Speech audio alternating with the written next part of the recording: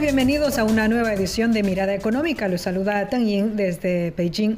Hoy exploramos la economía detrás de un fenómeno que ha pasado del entretenimiento digital a los grandes escenarios deportivos internacionales, los deportes electrónicos o eSports. Se trata de una industria que mueve miles de millones de dólares, genera miles de empleos y, según cifras históricas, atrae a audiencias globales cada vez mayores.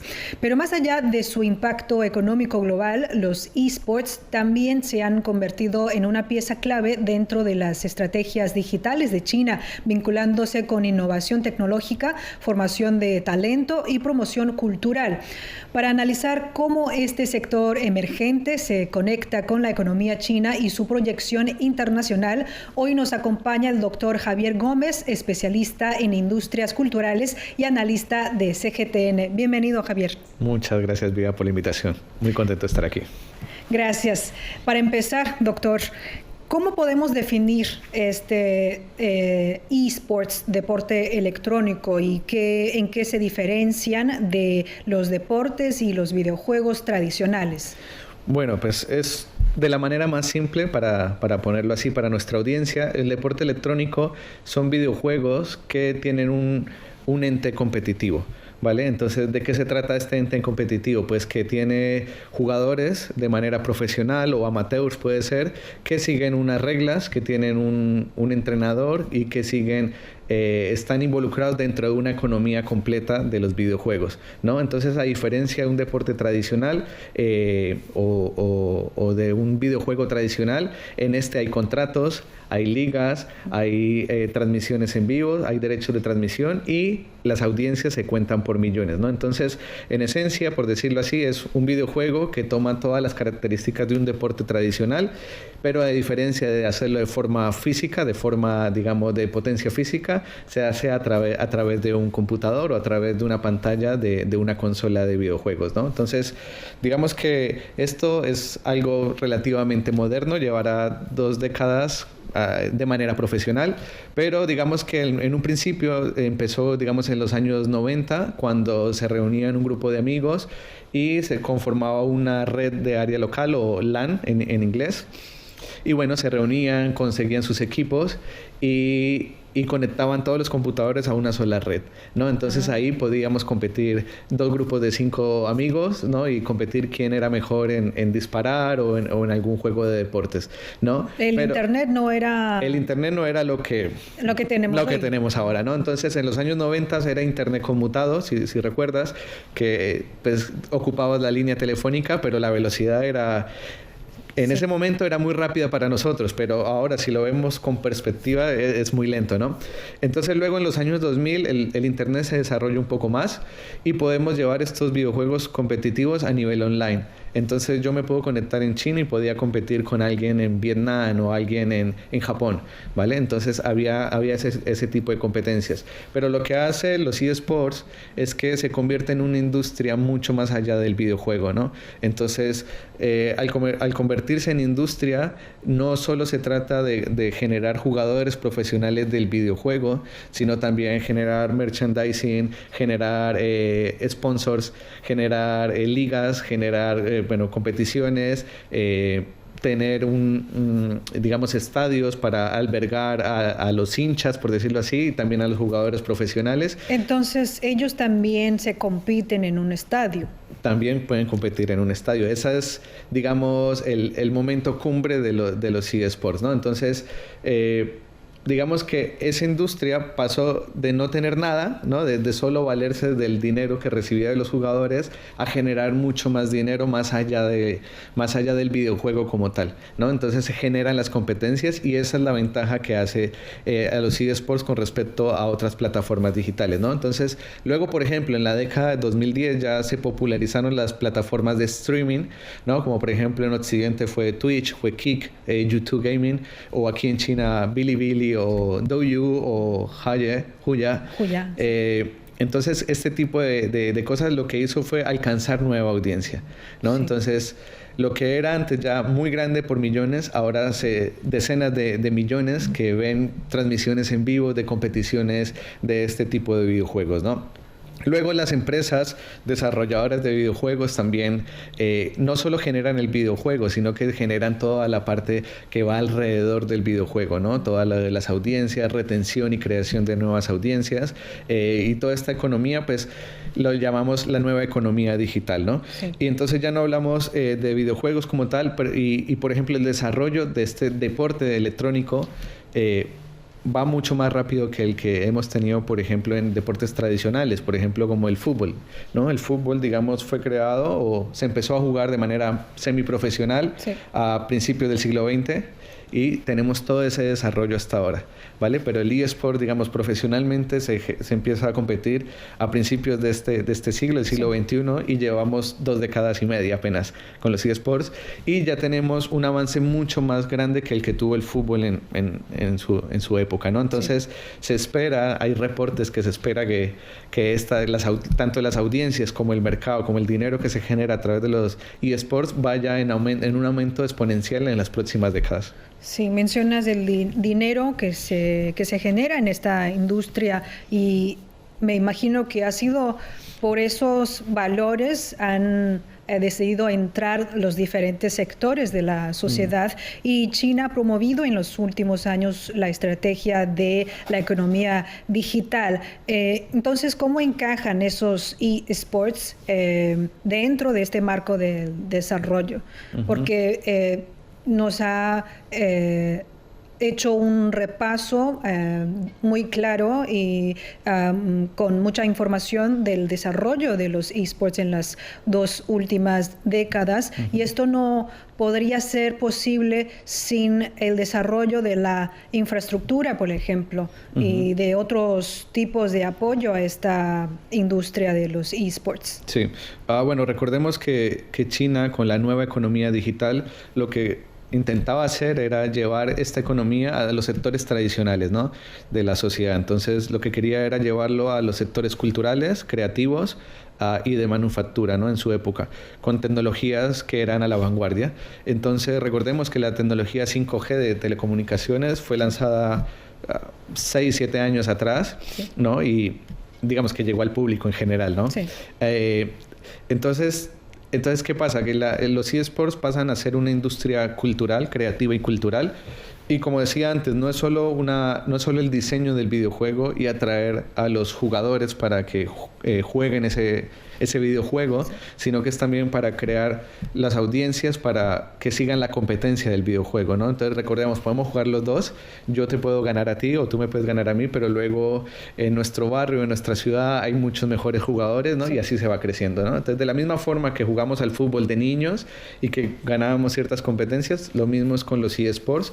Y entonces eso, digamos, es una nueva economía que no teníamos antes, ¿no? Antes, pues, era simplemente la fuerza física, por decirlo así, o de los deportes tradicionales. Entonces, esto llevó a la nueva economía como un medio para exportar talento, para exportar cultura, también para poner en práctica toda la innovación tecnológica, todas las tecnologías, por ejemplo, de 5G, de inteligencia artificial, de realidad aumentada o realidad virtual también. Entonces, digamos que genera toda esa industria cultural que también pues, tiene ligues de producción también, pero lo envuelve a los eSports, ¿no? Entonces, por ejemplo, un ejemplo muy claro, lo tenemos aquí mismo, es que el grupo de medios de China en el año 2000, el año pasado, sí, justamente, crea la Academia Nacional de eSports, ¿no? Que es para formar especialistas en eSports, no solo jugadores profesionales, sino también analistas de datos, especialistas en retransmisión de competiciones, comentaristas, técnicos de transmisión, entrenadores o coaches, ¿no? Para los jugadores, también la parte psicológica del alto rendimiento, ¿no? Entonces, esto... Imagínate que ya es parte de la política cultural de China y también es parte de la industria de la transmisión del media, ¿no? Por decirlo así, a nivel internacional. Luego recordemos, por ejemplo, en los Juegos Asiáticos de Hangzhou en 2022, fue la primera vez que se incluyeron los eSports como como un deporte oficial dentro de las competiciones, ¿no? Entonces fue la primera vez que tuvimos medallas oficiales de competición deportiva en un evento mundial, internacional, ¿no? Sí. Y entonces, digamos que esto ha sido una apuesta que ha hecho China y, digamos, imagínate esto, Beijing fue el primero en acoger Juegos Olímpicos de verano y también de invierno, ¿no? Sí. Y China, a través de los Juegos de Hangzhou, fueron los primeros en poner los eSports como competición oficial, ¿no? Entonces, vemos que vamos generando, pues, digamos, esa bola de nieve que los eSports van creciendo cada vez más, ¿no? Entonces, al ver esto, otros países también están copiando el modelo chino de cómo fortalecer esos eSports, ¿no? Entonces, al ver, por ejemplo, los Juegos de Hangzhou, el Comité Olímpico Internacional y el Comité Olímpico Asiático dijeron, bueno, vamos a sacar unos Juegos Olímpicos que sean solo de eSports. Entonces se planea que sea para 2027. Luego, por ejemplo, para el próximo están organizando. Ya está ahí.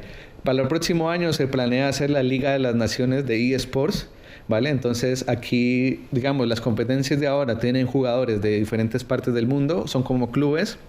Por ejemplo, hay un jugador chino, un jugador de Malasia, un jugador de Vietnam, ¿no? Entonces la Liga de las Naciones lo que quiere es, bueno, en cada competición, cada videojuego, van a haber solo 5 jugadores chinos o 5 jugadores de Colombia, ¿no? Entonces esa es la Liga de las Naciones y eso está planeada para el año próximo.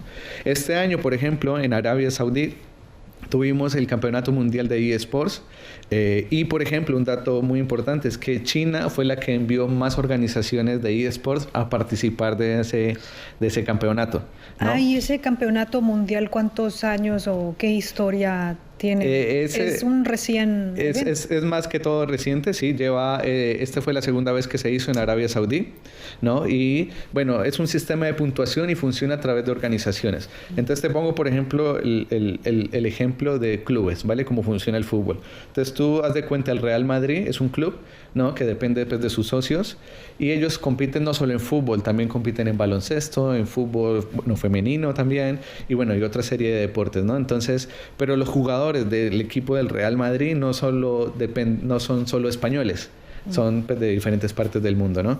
Luego lo mismo pasa con las organizaciones de eSports. Sus jugadores no son solo de una región o de una parte en específica, sino que atraen los talentos. Atraen talentos internacionales, ¿no? Se genera, depende de cómo jueguen en equipo y tal, pero lo de la Liga de las Naciones va a ser de solo los mismos del mismo país, ¿no? Entonces... O sea, Messi regresa a Argentina. Exacto. Para la Copa Mundial.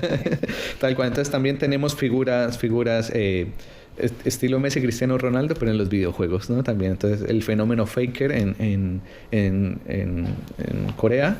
También tenemos, por ejemplo, aquí en China tenemos a G, que es muy famoso en Counter-Strike también. Y bueno, tenemos equipos como Tailu, Lean Vision o Rare Atom en China que, pues, generan diferentes equipos para diferentes videojuegos en diferentes competencias, ¿no? Entonces, volviendo a la pregunta de cómo la nueva economía digital se encaja en los eSports, pues el eSports es como el mayor ejemplo de cómo esta economía digital primero se crea y luego crece y luego se espera que siga creciendo a nivel internacional, ¿no? Y realmente me interesa cómo puede ser un joven o una persona, un jugador del eSport, porque habrá que recibir una formación, una educación para poder estar en esta industria, estar en los videojuegos, ¿no? ¿Y China lo está promoviendo o cómo es este proceso de crecerse para ser un jugador de eSports? Sí. Bueno, pues claro, antiguamente si le preguntabas a un niño ¿qué quieres ser de grande? No te iba a decir quiero ser jugador profesional de videojuegos, ¿no? Ajá. Evidentemente hace parte de la economía digital, que es la nueva economía digital. Y bueno, digamos que China entiende que también existen talentos digitales, ¿vale? Entonces, y los talentos digitales son el motor de la economía del siglo XXI. Eso es como lo entiende China, ¿no?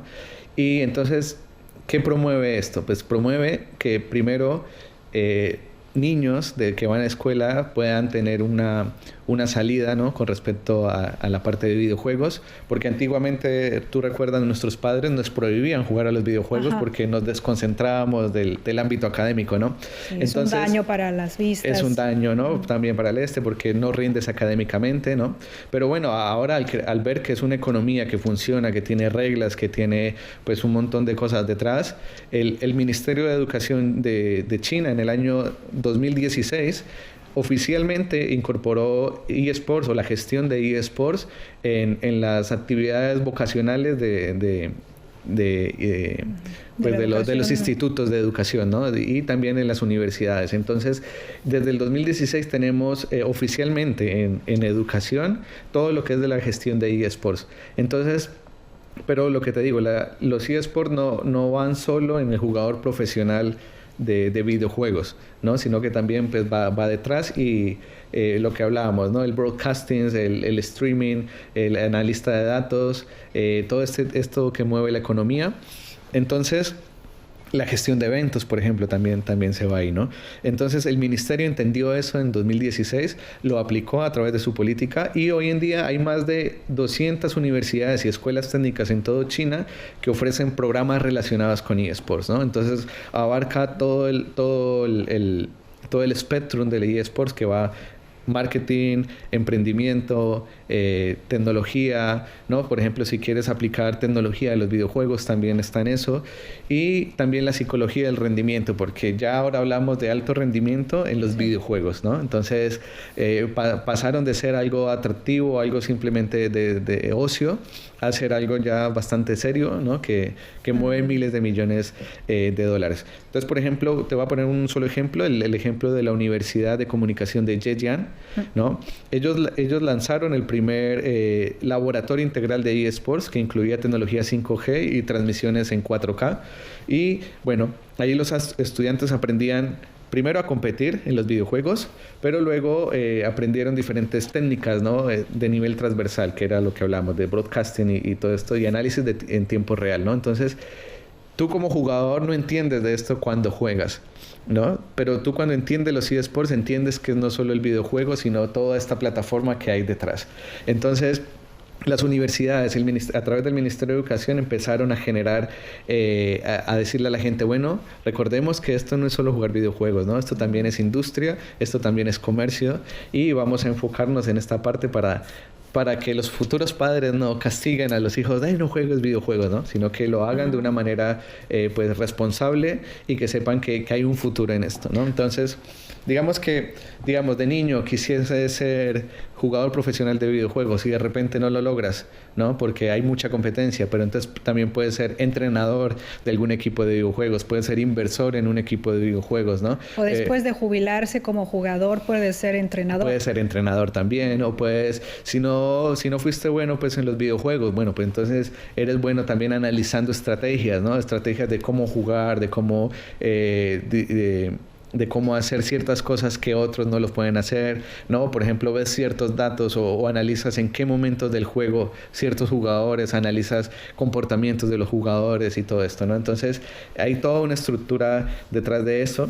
Muy interesante porque, por ejemplo, si yo corro rápido, más rápido que mi vecino, solo puedo estar ganando los juegos del barrio, pero necesito una formación para poder competir en los concursos internacionales. Y ese proceso, esa formación ya lo están aplicando en diferentes provincias o en diferentes lugares de China desde hace casi 10 años. Y me imagino que en esas formaciones, en esas clases que se dan en las universidades y en los laboratorios, están aprendiendo jugando los videojuegos. No sabemos cuáles serán, pero me imagino que será como aprender a cocinar. Hay platos tradicionales que uno aprende a cocinar para poder luego hacer la innovación o poder luego practicar sus técnicas, ¿no?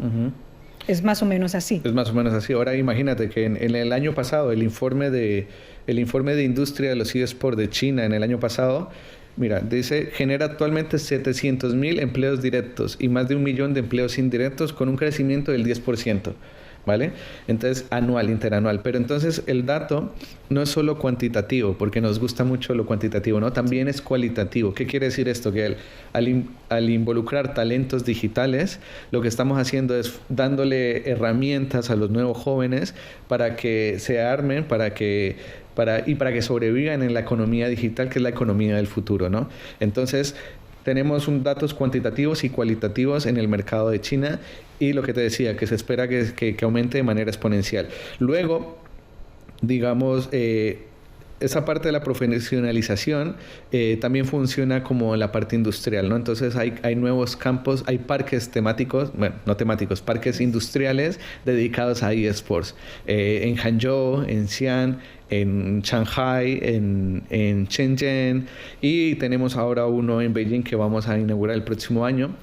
¿Y son bueno, como parte de la infraestructura? Parte de la infraestructura, sí. En donde incuban esos laboratorios y empresas de eSports. Claro que sí. Funciona tal cual como funcionan las startups, ¿no? Las startups funcionan, por ejemplo, están todas unidas en un parque tecnológico.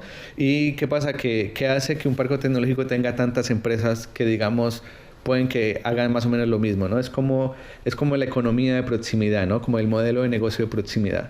Entonces, cuando una startup desarrolla alguna innovación tecnológica, las otras pueden tomar esa innovación, modificarla o agregarle ciertas cosas, quitarle ciertas funcionalidades, pero todo funciona en ese mismo ecosistema. Entonces, de la misma forma funcionan los parques industriales de eSports, ¿no? Entonces, no es solamente el desarrollo del videojuego, que también promueven el desarrollo de los videojuegos, sino también, por ejemplo, si un videojuego tiene ciertos problemas que los jugadores achacan el problema, entonces estos parques temáticos pueden resolver diferentes problemas dentro de la generación de videojuegos, ¿no? Dentro del desarrollo de videojuegos, pero no solo eso, también puede generar competiciones, pueden generar arenas, ¿no? Los estadios donde se hacen estas competiciones de videojuegos también.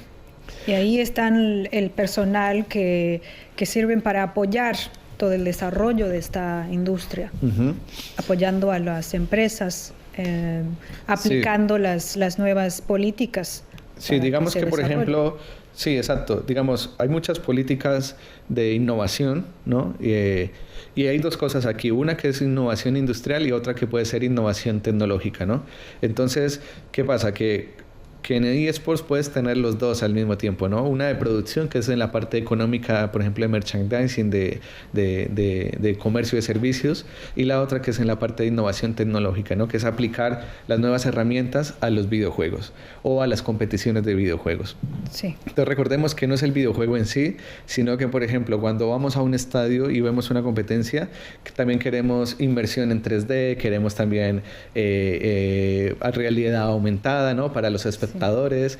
También queremos conexiones ultra rápidas, no queremos ver diferencias en las transmisiones en vivo, sino que sean en tiempo real prácticamente. Ajá. Y bueno, esa es una de las ventajas que tenemos en esto. Y también esto genera más producción como menciona, en los diferentes sectores de la manufactura, porque se necesita mejores chips, mejores hardware para ofrecerle un mejor rendimiento en los videojuegos. En los videojuegos, sí, tal cual. Una diferencia, por ejemplo, que hay entre un videojuego tradicional y un videojuego competitivo es que la escalabilidad de la imagen no es tan importante como lo es cuando yo mando una señal a través del clic del mouse, llegue instantáneamente a la computadora y en la competencia. Entonces, muchas veces se baja un poco la calidad no de la transmisión, la calidad del juego, de resolución del juego, pero eso depende de cada jugador, ¿no? Entonces los jugadores pueden decidir jugar a 8K, a 4K, a 2K o a 1080. Y no afecta, no. Entonces cada jugador es libre de decidir en qué resolución va a jugar. Pero cuando tú haces una transmisión internacional, tú no puedes decidir. Tú quieres mandar la mejor calidad posible de manera internacional, ¿no? Entonces cuando haces una transmisión internacional de videojuegos... Ya no será la decisión del jugador. No, ya depende del broadcaster. Entonces, en ese caso, por ejemplo, yo si quiero verlo como un hincha de eSports, lo que quiero es que me den la mejor calidad en la transmisión, ¿no? Claro. ¿Pero por qué? Porque la transmisión no solamente voy a ver el jugador, no solamente voy a ver el juego, voy a ver toda la energía que hay en la arena, ¿no? Todos los comentarios, quiero ver todos los comentaristas lo que dicen, ¿no? Y que ese sonido y que ese video llegue al milisegundo a mi dispositivo, ¿no? Y que me encuentro a miles de kilómetros de distancia, por ejemplo. ¿Y este tipo de transmisiones apenas están empezando a desarrollar o ya está como madura la industria? Ese tipo de transmisiones, porque yo estoy lejos de la industria, por eso no he visto muchas transmisiones en pantallas grandes o en canales públicas.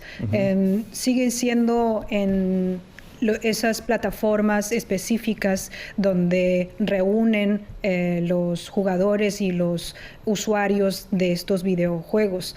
Pero me imagino que las transmisiones todavía no ha alcanzado, o sea, no genera 100% su potencial todavía. Sí, evidentemente. Pero es que esto también depende, por ejemplo, de marcas, ¿vale? Y de derechos de retransmisión de las imágenes, ¿vale? Entonces, a diferencia, por ejemplo, del fútbol, que los derechos de transmisión son muy caros y muy grandes, en los eSports todavía no llega a ese nivel más que todo en la retransmisión, ¿vale? Pero sí funciona a través de marcas. Entonces, por ejemplo, hay marcas como, por ejemplo, los desarrolladores de hardware, ¿no? Intel, Nvidia, todos ellos tienen las marcas y a través de esas marcas generan la retransmisión.